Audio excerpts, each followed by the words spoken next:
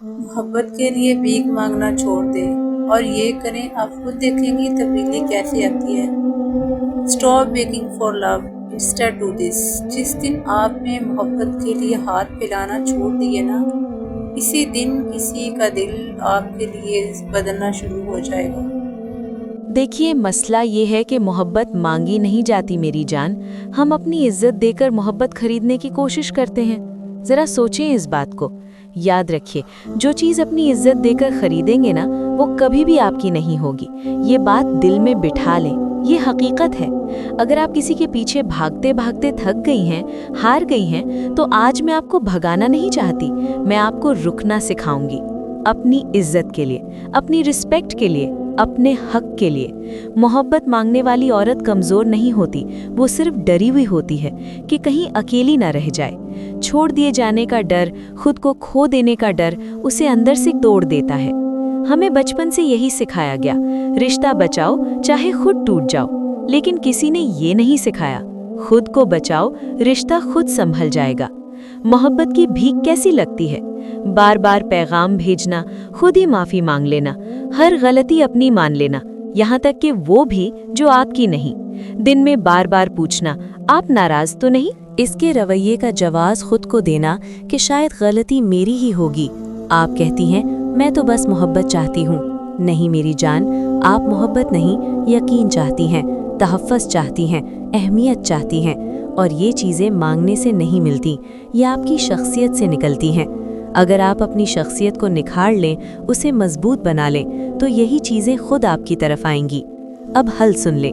Number 1، اپنی توجہ واپس لے لیں۔ جس شخص کو آپ نے اپنی پوری توجہ کا مرکز بنا رکھا ہے، وہاں سے تھوڑی سی توجہ ہٹا لیں۔ ساری توجہ ایک جگہ دے دیں گی تو قدر ختم ہو جائے گی۔ انسان اسی چیز کی قدر کرتا ہے جو محدود ہو، جو ہر وقت دستیاب نہ ہو۔ اپنی توجہ تقسیم کریں، کچھ اپنی زندگی پر، کچھ اپنی صحت پر، کچھ اپنے بچوں اور گھر والوں پر، اور سب سے بڑھ کر اپنے رب سے تعلق مضبوط کریں۔ جب آپ کی غیر موجودگی محسوس ہوگی نا، تب آپ کی قدر بھی ہوگی، لیکن اس کے لیے ہر وقت دستیاب رہنا چھوڑنا پڑے گا۔ نمبر 2، اپنی کہانی بدل دیں، اپنے ذہن کی کہانی بدلیں۔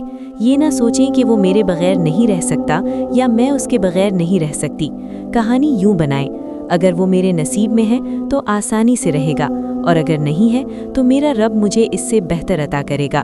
قرآن ہمیں یہی سکھاتا ہے، جو چیز اللہ آپ سے دور کر دے، ہو سکتا ہے وہ آپ کے حق میں بہتر ہو، اور جو آپ کے لیے لکھ دی گئی ہو اسے کوئی نہیں چھین سکتا۔ نمبر 3، خود کو صرف مصروف نہیں، با مقصد بنائیں۔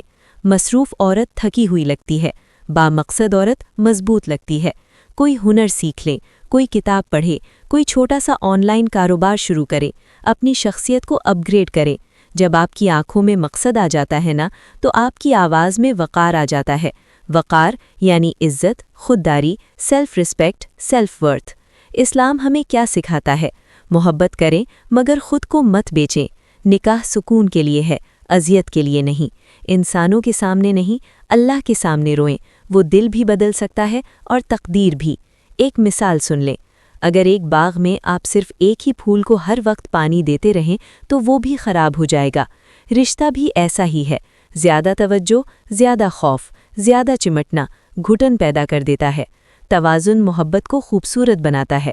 یاد رکھیں، وہ ملا تو سکون تھا، وہ گیا تو سبق تھا۔ اب میں خود کے ساتھ ہوں تو سب سے بڑا تحفہ ملا۔ محبت کے لیے بھیک مانگنا چھوڑ دیں، آپ محبت کے قابل بن جائیں۔ جب آپ خود کو قیمتی سمجھنے لگتی ہیں تو دنیا بھی آپ کی قیمت پہچاننے لگتی ہے، اور اگر شخص پھر بھی نہ بدلے تو کم از کم آپ بدل چکی ہوں گی، اور یہی ہماری اصل کامیابی کا راز ہے۔ آج کے بعد محبت کے لیے نہیں، اپنی عزت کے لیے جئیں۔ جو آپ کا ہے وہ رہے گا، اور جو آپ کا نہیں ہے وہ آپ کے لیے نہیں رکے گا۔ اگر یہ بات دل تک پہنچی ہے تو اسے شیئر ضرور کیجیے گا، تاکہ کوئی اور عورت جو خود کو بھول بیٹھی ہے وہ خود کو یاد کر لے۔ مجھے دعاؤں میں یاد رکھیے گا۔ اللہ ہم سب کو عزت، سکون اور حقیقی محبت عطا فرمائے۔ آمین یا رب العالمین۔ ملتے ہیں اگلی ویڈیو میں، تب تک کے لیے اللہ حافظ۔